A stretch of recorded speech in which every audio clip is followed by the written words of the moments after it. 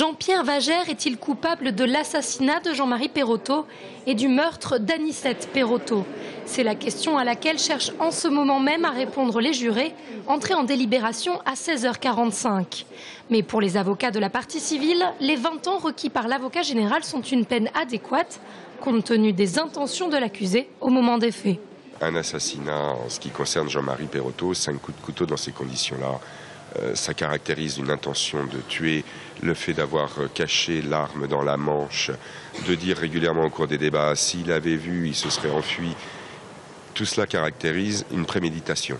En revanche, je partage aussi le sentiment de l'avocat général sur le meurtre. En ce qui concerne Madame Perrotto, elle était au mauvais endroit au mauvais moment. Il n'a pas prémédité de la tuer. Et pour appuyer son propos, Maître Leterme est allé jusqu'à mi-mai devant la cour 5 violents coups de couteau. Quant à Maître Renard, il a d'abord rappelé les placements successifs des enfants des deux victimes, puis a interpellé les jurés, leur demandant si, selon eux, la vie de mauvais parents valait moins que celle de bons parents.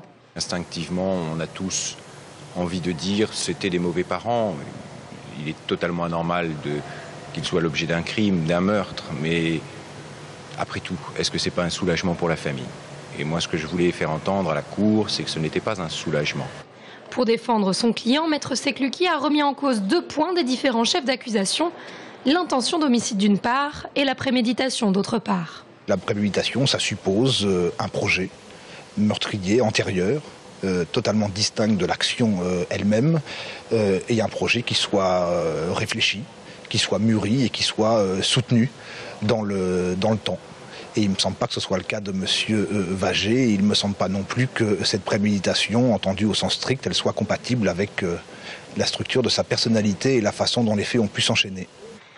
Il a terminé sa plaidoirie sans proposer de peine pour son client, mais en évoquant d'autres affaires telles que celle d'Elisabeth Latron, où les 2 accusés avaient été condamnés à 20 ans de réclusion criminelle, pour donner aux jurés des points de comparaison en termes de longueur de peine.